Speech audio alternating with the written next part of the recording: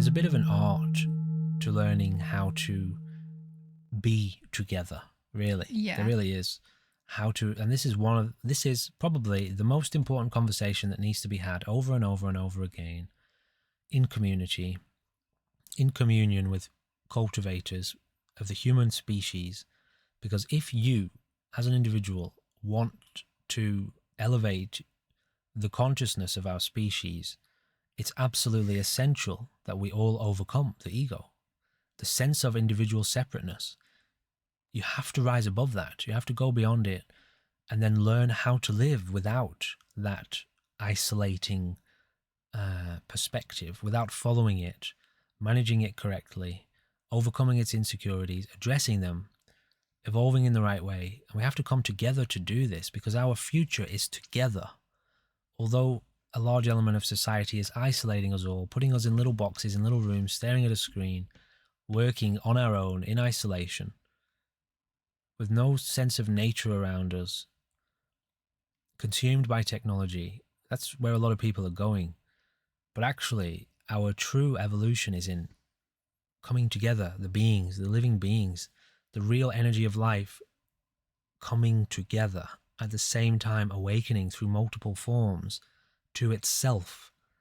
So if you can't overcome your own sense of individualness, which makes you experience apparent separation, then you're limited in terms of how far you can evolve. So that's the next step for us all, is to overcome that within ourselves. And each one has to learn how to do that. But as we come together, it becomes more powerful.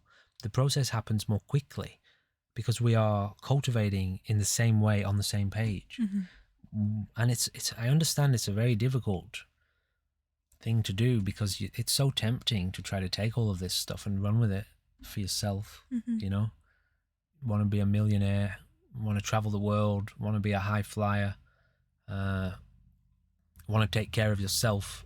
I understand it's very, very, very tempting to do that, but that's not the way. Mm-hmm. The way is present and full of life already. There's nowhere to go. There's nothing to achieve. There is no aspiration there. You're already there, and it's already harmonious. You just have to learn to be there with it. Mm-hmm. So you can't deviate, you know. It's Mm-hmm. very strict. It's called the razor's edge for a reason. Yeah. The path of spiritual awakening, true cultivation, as in the path, is called the razor's edge because it's so easy to deviate. It's so thin, like the edge of a razor. At the same time, it's so easy to cut yourself, you know. Mm-hmm. If you mess around with it, you do it wrong, you fall back into the ego. Ideally, you turn the razor's edge onto the ego, chop through it, use the path to slice the ego apart. But you've got to do it very carefully because the whole of your identity is wrapped up in that thing. So as it comes falling apart, you better be prepared for the process that initiates. Mm-hmm. So that's deep mysticism. We probably won't go into too much of that in public. Like, you know, that's the sort of stuff that is just very deep. We can go into a little bit of it, but that's the sort of stuff that we talk about more in private because you are establishing the lifestyle of cultivation. Mm-hmm. And you have connections, people who are looking out for you, people who are supporting you, and who are aware of the process and who are aware of what happens at the different stages of the process. Yeah. When you go try doing that stuff on your own, you can kind of go a little bit mad.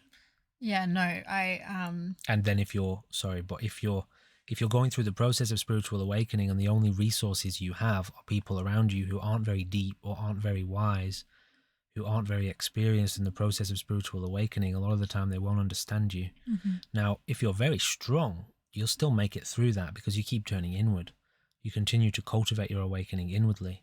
But it's just so much nicer to be able to do it with other people's support, knowing that you're not alone. Yeah, and then to see the evolution of the consciousness around you as you are awakening is how you start to see the oneness. Like you're not actually an individual. Mm-hmm.